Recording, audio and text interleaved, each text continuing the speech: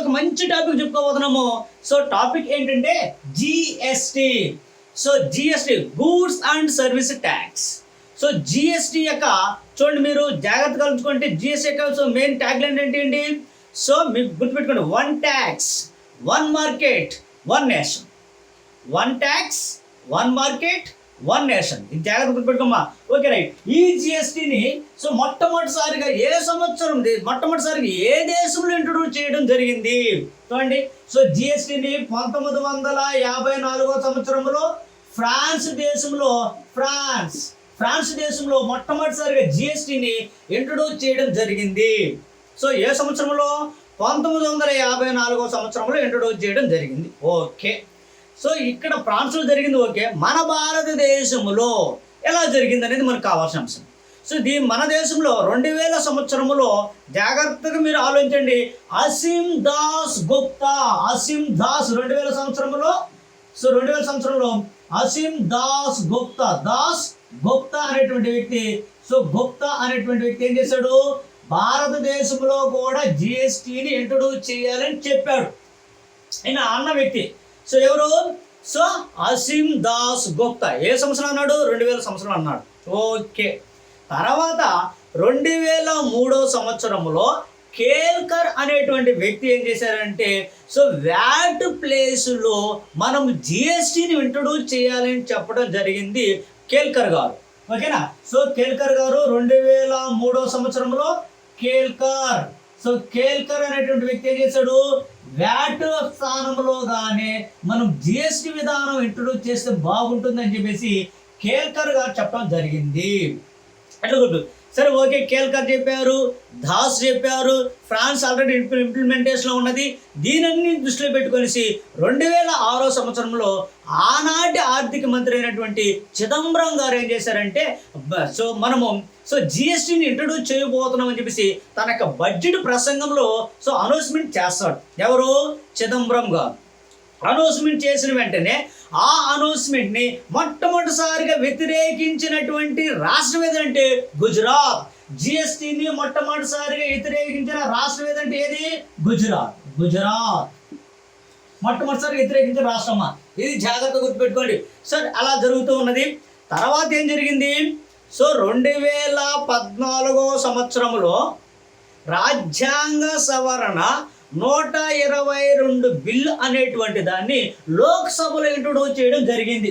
ఇప్పుడు 2014 సంవత్సరంలో. ఓకేనా?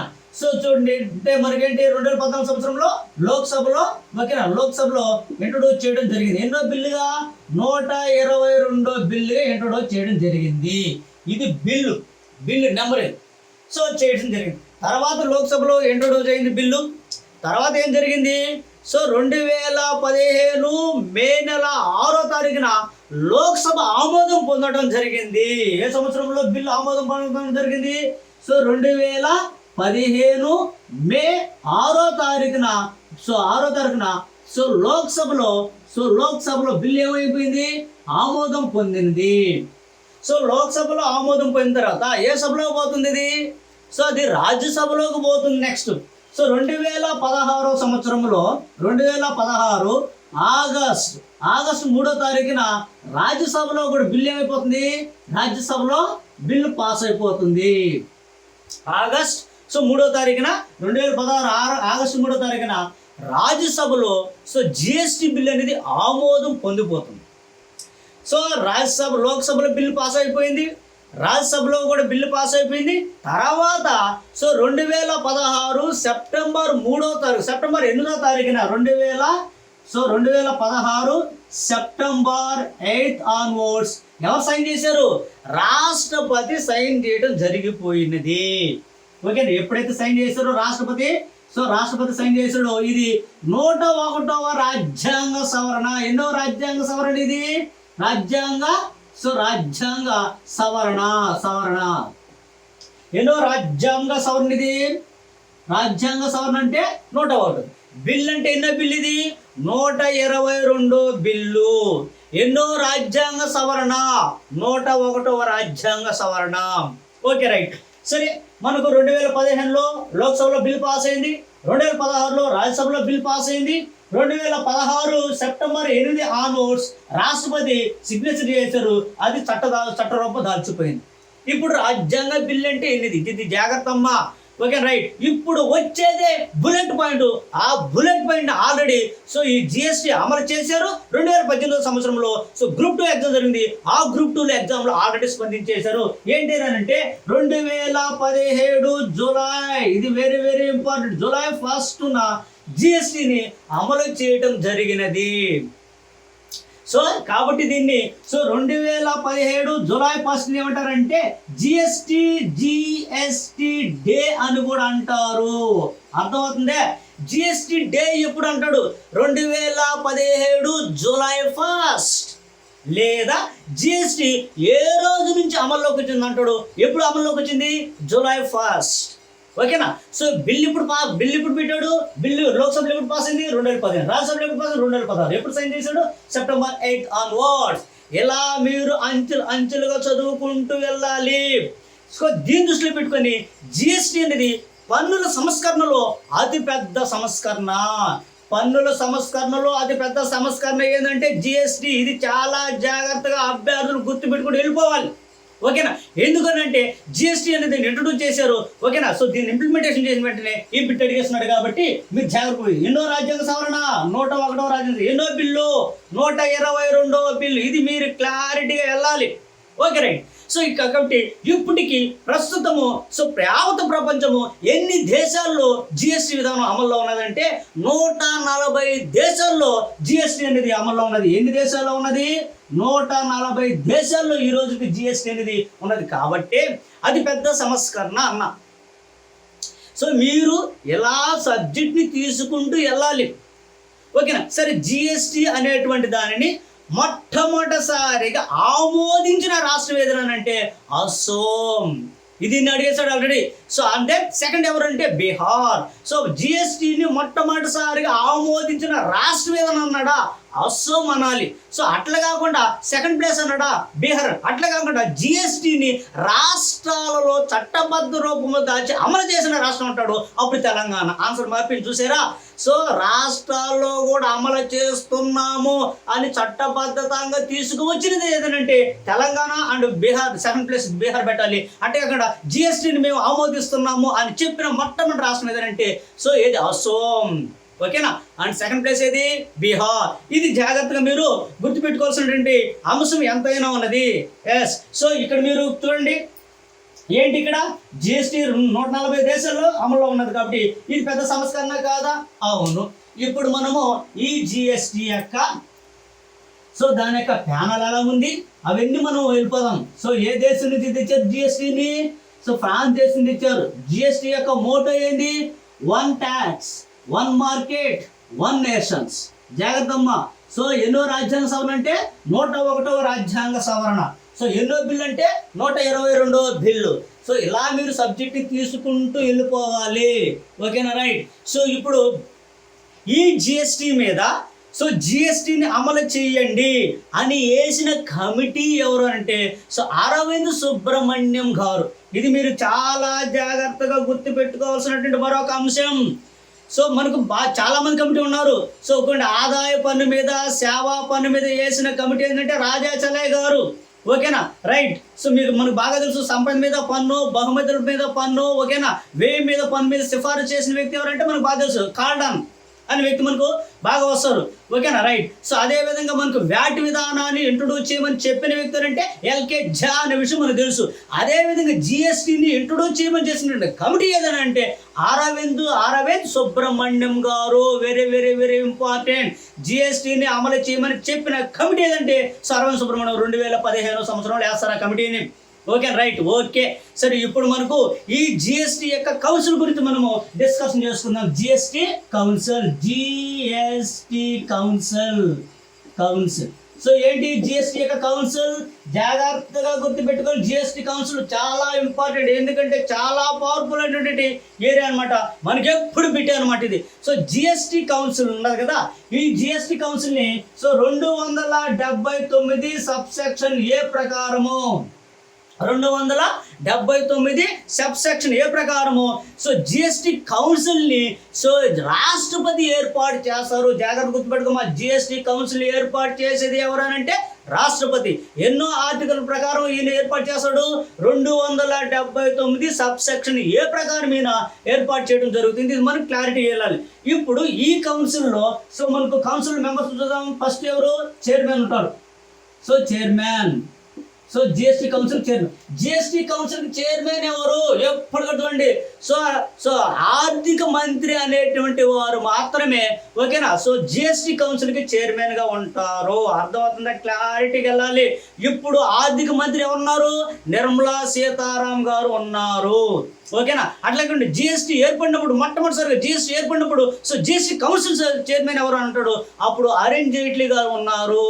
జిఎస్టీని ఏర్పాటు చేసేటప్పుడు మొట్టమొదటిసారిగా సో కౌన్సిల్ మొట్టమొదటిసారి అన్నాడా, ప్రస్తుతం అని అన్నాడు? అది గుర్తుపెట్టుకోవాలి మన ఎగ్జామ్ నాడు, ఓకే. ఎందుకంటే మనం ఎగ్జామ్ టెంపోలో ఉంటాం, ఎగ్జామ్ మనల్ని ఆడుకుంటా ఉంటుంది, కన్ఫ్యూజన్లో ఉంటాం మనం, ఓకే. ఏం భయపడదు, క్లారిటీకి వెళ్ళండి, సరే, ఓకే. సో అదేవిధంగా దీంట్లో కౌన్సిల్లో సభ్యులు ఎవరెవరు ఉంటారు? చైర్మన్ వచ్చేసారు. చైర్మన్గా ఎవరు? ఆర్థిక మంత్రి, ఓకే. సో సెకండ్ ఎవరు వచ్చేసి ఇప్పుడు ఆర్థిక సెకండ్ సభ్యులు సో ఆర్థిక సలహా మంత్రి ఉన్నాడు కదా, ఆర్థిక సలహా మంత్రి కూడా కౌన్సిల్ మెంబరే. సో అదే విధంగా మీరు చూడమ్మా, ఇప్పుడు ఎన్ని రాష్ట్రాలు ఉన్నాయి? 28 రాష్ట్రాలు ఉన్నాయి, 29 రాష్ట్రాలు ఉన్నాయి. 29 రాష్ట్రాలు అంటే ఇప్పుడు జమ్మూ అండ్ కాశ్మీర్ ఏమైపోయింది? ఇది కేంద్ర ప్రభుత్వ ప్రాంతం అయిపోయింది, పక్కన పెట్టేసింది.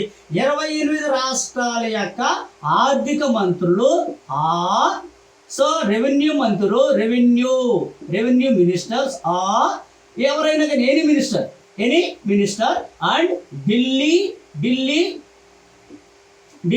So ministers and Pondicherry ministers వీళ్ళమ్మ సభ్యులుగా ఉంటారు. అదేవిధంగా సో శాశ్వత ఆహ్వానితులు ఉంటారు. శాశ్వత ఆహ్వానితులు ఎవరు? సిబిడిటి, సిబిఐటి, సో ఐసి, సిబిడిటి అండ్ సిబిఐసి వీళ్ళకి చైర్మన్ ఉంటారు. వీళ్ళు శాశ్వత ఆహ్వానితులు. ఈ 2 డిపార్ట్మెంట్ చైర్మన్లు శాశ్వత ఆహ్వానితులు. ఈ శాశ్వత ఆహ్వానితులకి ఓటు హక్కు లేదు. ఇది క్లియర్.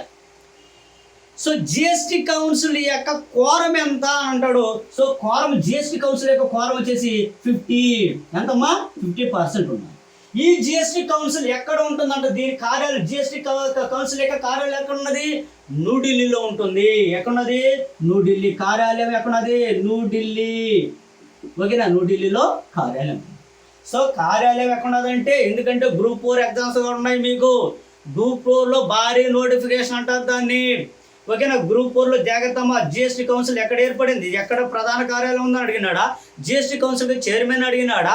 లేదా జిఎస్టి కౌన్సిల్ సభ్యులు కానివారు అడిగినాడా? లేదా సో జిఎస్టి కౌన్సిల్ ఏర్పాటు చేసేది ఎవరని అడిగారా? లేదా ఏ ఆర్టికల్ ప్రకారం జిఎస్టి కౌన్సిల్ ఏర్పడుతుంది అన్నాడా?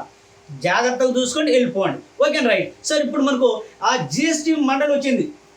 జిఎస్టి వచ్చింది కదా, ఈ జిఎస్టి కౌన్సిల్ వచ్చింది. ఈ జిఎస్టి కౌన్సిల్ మండలిలో తీసుకునే నిర్ణయాల గురించి మనం డిస్కషన్లోకి వెళ్ళిపోవాలి, ఓకేనా, రైట్. ఎలా మీరు వెళ్ళిపోవాలి? జిఎస్టి హెడ్ ఆఫీస్ ప్రధాన కార్యాలయం ఎక్కడున్నదంటే న్యూఢిల్లీ. జిఎస్టి కౌన్సిల్ చైర్మన్ ఎవరంటే ఆర్థిక మంత్రి. జిఎస్టి కౌన్సిల్ ఏర్పాటు చేసేది అంటే రాష్ట్రపతి. ఎట్లా సర్టిఫికేట్ తీసుకెళ్ళిపోవాలి. ఇప్పుడు ఈ జిఎస్టి మండలి గురించి చెప్పుకున్నామా? జిఎస్టి మండలి. సో చూడండి, ఇప్పుడు ఏంటి జిఎస్టి మండలి? ఈ జిఎస్టి మండలిలో ఒక వస్తువు యొక్క పన్నుని నిర్ణయించాలన్నప్పుడు సాధ్యమైనంత వరకు మండలిలో కూర్చున్నటువంటి సభ్యులందరూ కూడా ఏకాభిప్రాయం తీసుకుంటారు సాధ్యమైనంత వరకు. సో ఏకాభిప్రాయం మ్యాక్సిమం అమ్మ. మండలిలో ఉన్న సభ్యులందరూ కూడా ఏకాభిప్రాయం మ్యాక్సిమం. సో ఏకాభిప్రాయంతోనే సో ఎంత ఉండాలి ట్యాక్స్ని డిసైడ్ చేస్తారు. లేదు ఏకాభిప్రాయం కుదరలేదు, ఏకాభిప్రాయం కుదరలేకుండా ఒక పన్ను రేట్ని డిసైడ్ చేయాలంటే ఎంత ఓటు మెజారిటీ చేయాలి వీళ్ళ సభ్యులందరూ అని అంటే సో 3/4 వంతు మెజారిటీ ఉండాలి. సో 3/4 వంతు మెజారిటీ ఉండాలి. సో చూడండి, ఒక వస్తువుకి ఈ వస్తువుని మినహాయింపు చేయాలి, ఈ వస్తువు కింద ట్యాక్స్ చేయాలి అని నిర్ణయించాలి. ఆ నిర్ణయించాలన్నప్పుడు మెజారిటీ కావాలి కదా. ఎంతమంది ఉన్నారు? 28+. సో అదేవిధంగా ఒక సహాయ మంత్రి, ఒక ఆర్థిక మంత్రి ఉన్నారు. ఓకే రైట్, ఇది జాగ్రత్త గుర్తుపెట్టుకున్నామా. సరే ఓకే, 3/4 వంతు మెజారిటీ ఉన్నప్పుడు మనం స్లాబ్ రేట్ డిసైడ్ చేస్తాం. అదేవిధంగా ఇప్పుడు కేంద్ర ప్రభుత్వ ఓటింగ్ ఎంత అంటాడు దీంట్లో. కేంద్ర ప్రభుత్వం ఓటింగ్ వచ్చేసి 1/3 వంతు కేంద్ర ప్రభుత్వం యొక్క ఓటింగ్. ఓకేనా. అదేవిధంగా రాష్ట్ర ప్రభుత్వం యొక్క ఓటింగ్ ఎంత అంటాడు? 2/3 వంతు మెజారిటీ. రాష్ట్ర ప్రభుత్వాలు ఉన్నారు కదా ఆర్థిక మంత్రులు, వాళ్ళ ఓటింగ్ ఎంత రావాలి? 2/3 వంతు. సో అదేవిధంగా కేంద్ర మంత్రులు ఓటింగ్ ఎంత? 1/3. మెజారిటీ ఎంత? 3/4. ఓకేనా. సో ఈ విధంగా ఓటింగ్ వేసి సో స్లాబ్ రేట్లు ఎంత ఉండాలి? పన్ను రేటు 0%, లేకపోతే 0.25%, లేదా 3%, లేదా 5%, లేదా 12%, లేదా 18%, 28% డిసైడ్ చేస్తాం మనం. ట్యాక్స్ రేట్ ఉన్నాయి కదా. ఓకే రైట్, ఇది మనం జాగ్రత్తగా గుర్తుపెట్టుకోవాల్సినటువంటి అంశం. ఇట్లా ఇప్పుడు మండలి అనేది వచ్చేసిందమ్మా. ఇది 28 రాష్ట్రాలు మెంబర్స్. ఇలా ఓటింగ్తో మనం సో నిర్ణయాలు అనేటువంటివి తీసుకోవడం జరుగుతుంది. ఇప్పుడు జిఎస్టీ మండలి వచ్చేసింది మనకు చక్కగా. ఓకేనా. అదేవిధంగా ఈ యొక్క జిఎస్టీ విధానంలో ఓకేనా సో విధి విధానాలు అనేటువంటివి కూడా మనకు వస్తాయి. ఇప్పుడు ఈ జిఎస్టీ కౌన్సిల్లో తీసుకునేటువంటి నిర్ణయాలు, సో జిఎస్టీ కౌన్సిల్ ఉన్నారు కదమ్మా, ఈ జిఎస్టీ కౌన్సిల్లో కౌన్సిల్ నిర్ణయాలు. సో వీళ్ళ యొక్క నిర్ణయాలు ఎలా ఉంటుందనేది మనకు ఇప్పుడు కీలకమైన నిర్ణయాలు. చూద్దాం నిర్ణయాలు. సో ఏంటి ఇట్లు? జిఎస్టీలో ఏ వస్తువుల్ని విలీనం చేయాలి, జిఎస్టీలోకి ఏ పన్నులు తీసుకురావాలి, జిఎస్టీలోకి వీళ్ళు తీసుకునే నిర్ణయాలు. సో ఏటిని తీసుకోవాలి, వేటిని మినహాయింపు చేయాలి ఒకటి. అదేవిధంగా జిఎస్టీ పరిధిలోకి వచ్చేటి టర్న్ ఓవర్ పరిధి ఎంత, అండ్ జిఎస్టీ రేటు ఎంత, జిఎస్టీ నమూనా చట్టాలు ఎలా ఉండాలి అనేది ఈ కౌన్సిల్ మెంబర్స్ కూర్చొని డిస్కషన్ చేస్తారు. రేట్ ఎంత ఉండాలి, జిఎస్టీ కింద ఏట్లు తీసుకోవాలి, వేట్లు మినహాయింపు ఇవ్వాలి. ఓకేనా. ఈ నిర్ణయాలన్నీ కూడా కౌన్సిల్ మెంబర్సే ఒక ఓటింగ్ ప్రకారము నిర్ణయాలు అనేటువంటి తీసుకుంటారు. ఓకేనా, క్లియర్. సో నెక్స్ట్ మనకేంటి, ఈ యొక్క కౌన్సిల్లో జిఎస్టీ కిందకి రానటువంటి వస్తువులు, సో జిఎస్టీకి మినహాయింపులు, జిఎస్టీ మినహాయింపులు ఏవేవి మినహాయింపులు జిఎస్టీ కిందకి రావు. జాగ్రత్తగా మీరు ఆలోచించినట్లయితే ఏ వస్తువులు జిఎస్టీ కిందకి రావంటే సో ఆల్కహాల్ అనేటువంటివి జిఎస్టీ పరిధి కిందకి రావు. ఆల్కహాల్ ప్రోడక్ట్స్ ఉన్నాయి కదా, ఆల్కహాల్ అనేది జిఎస్టీ ట్యాక్స్ కిందకి రావు. ఆల్కహాల్ రావు, ఫస్ట్ వన్. మరొకటి ఏంటి, పెట్రోల్ డీజిల్ ప్రోడక్ట్ అనేటువంటి జిఎస్టీ కిందకి రావు. పెట్రోల్ సెకండ్ వన్ చూడమ్మా, పెట్రోల్ డీజిల్ ఇవి రావు. అదేవిధంగా పొగాకు ఉత్పత్తులు కూడా జిఎస్టీ కిందకి రావు. జాగ్రత్తమ్మా. థర్డ్ వన్, పొగాకు ఉత్పత్తులు, పొగాకు ఉత్పత్తులు రావు. చూడండి క్లారిటీగా. అదేవిధంగా విద్యుత్ విక్రయాలు ఇవి రావు. 20 లక్షల రూపాయలు లోపు లావాదేవీలు, 25 లక్షల రూపాయల నుంచి 40 లక్షలు, 40 లక్షల నుంచి 1,50,00,000 రూపాయల అమ్మకాలు లోపు కలిగినటువంటి వారు జిఎస్టీ పరిధి కిందకి రారు. ఓకేనా. అదేవిధంగా కస్టమ్ సుంకాలు అనేటువంటి మినహాయింపు చేశారు. కస్టమ్ సుంకాలు ఉన్నాయి కదమ్మా, ఈ కస్టమ్ సుంకాలు అనేటువంటి కూడా సో జిఎస్టీ పరిధి కిందకి తీసుకోలేదు. ఓకేనా రైట్. కాబట్టి వీటిలన్నిటిని కూడా ఏంటి, జిఎస్టీ కంపెన్సేషన్ స్కీమ్స్ కింద వీటిని పరిహారం చేసుకుంటాడు. ఏది, సో 20 లక్షల నుంచి 40 లక్షలు పడింది, 40 లక్షల నుంచి 1,50,00,000 వరకు సో అమ్మకాలు కొనుగోలు జరుగుతారు కదా, వాళ్ళు రారు, వాళ్ళకి మినహాయింపు ఇచ్చేశారు. అదేవిధంగా కస్టమ్ డ్యూటీస్ ఉన్నాయి కదా, కస్టమ్ సుంకాలు అవి రావు. ఓకేనా. సో విద్యుత్ అవి రావు, పొగాకు రాదు, పెట్రోలియం రాదు, అండ్ సో ఆల్కహాల్ ప్రోడక్ట్ అనేటువంటివి రావు. ఇవేవి కూడా జిఎస్టీ పరిధి కిందకి రావు. ఇది క్లారిటీ వెళ్ళిపోవాలి. మా కింది వారిలో ఏ వస్తువులు జిఎస్టీ పరిధి కిందకి రావు అంటాడు. ఇది క్లియర్. నెక్స్ట్ ఏంటి, సో ఈ కొన్ని పన్నులు ఏం చేశారంటే కేంద్ర పన్నుల్ని సో జిఎస్టీలో కలిపారు, రాష్ట్ర పన్నుల్ని జిఎస్టీలో కలపడం జరిగింది. చూడండి, కేంద్ర పన్నులు ఏ కేంద్ర పన్నుల్ని జిఎస్టీలో కలిపినారు, ఏ రాష్ట్ర పన్నుల్ని జిఎస్టీ కలిపినారు అనేది మనకు మంచి క్వశ్చన్ ఏరియా. ఈ ఏరియాను కూడా మనం చూద్దాం. ఓకేనా? ఇప్పుడు చూడండి, జిఎస్టీలో ఏ కలిపారు, కేంద్ర పన్నుల్లో ఏ కేంద్ర పన్నుల్ని కలిపారు జిఎస్టీలో, అదేవిధంగా ఏ రాష్ట్ర పన్నుల్ని జిఎస్టీలో కలిపారని చూద్దాం. రాష్ట్ర పన్నులు ఏ రాష్ట్ర పన్నులు జిఎస్టీలో కలిపారనేది మనం చూద్దాం. Okay, right. చూడండి, ద ఫస్ట్ వన్ కేంద్ర పన్నుల్లో ఫస్ట్ ఏంటంటే చూడండి, కేంద్ర ఉత్పత్తుల సుంకం. కేంద్ర ఉత్పత్తుల సుంకం అనేటువంటి జిఎస్టీలో కలిపేశారు. కేంద్ర ఉత్పత్తి సుంకాలు. ఉత్పత్తి సుంకం. సుంకం అంటే వస్తువుల మీద వేస్తారు. వస్తువుల మీద వేసేదాన్ని సుంకం అంటారు. వస్తువుల మీద పన్నేసేదాన్ని సుంకం అంటారు. జాగ్రత్త గుర్తుపెట్టుకోండి. సరే, కేంద్ర ఉత్పత్తి సుంకాలు ఇచ్చి జిఎస్టీలో కలిపేశారు. సెకండ్ వన్ ఏంది, ప్రత్యేకమైనటువంటి ప్రత్యేక ఉత్పత్తులు ఉన్నాయి కదా, అంటే అదనపు కేంద్ర ఉత్పత్తుల సుంకం. అదనపు కేంద్ర ఉత్పత్తుల సుంకం. కేంద్ర ఉత్పత్తుల సుంకం. దీన్ని కూడా ఏంటి జిఎస్టీలో కలిపేశారు. సో మరొకటి ఏంటి, సేవా పన్ను.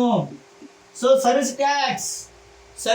కేంద్ర సర్వీస్ ట్యాక్స్ ఎత్తుకుని జిఎస్టీలో విలీనం చేయడం జరిగినది. అదేవిధంగా అదనపు దిగుమతి సుంకం. అదనపు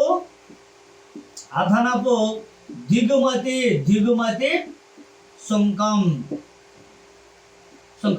సో దిగుమతుల సుంకం, అదనపు దిగుమతి సుంకాన్ని దీన్ని కూడా ఏం చేశారు, సో ఇది కేంద్ర ప్రభుత్వం వసూలు చేసే ట్యాక్స్. దీన్ని కూడా జిఎస్టీలో కలపడం జరిగిపోయింది. ఇట్లా మీరు జాగ్రత్తగా గుర్తుపెట్టుకోవాలి. అదేవిధంగా కేంద్ర అమ్మకపు పన్ను. సో కేంద్ర అమ్మకం పన్ను. కేంద్ర అమ్మకపు పన్ను. సో సెంట్రల్ సేల్స్ ట్యాక్స్, దీన్ని కూడా జిఎస్టీలో కలపడం జరిగిపోయింది అనమాట. సో అదేవిధంగా చూడండి, ప్రత్యేక దిగుమతి పన్ను. చూడండి, ప్రత్యేక దిగుమతి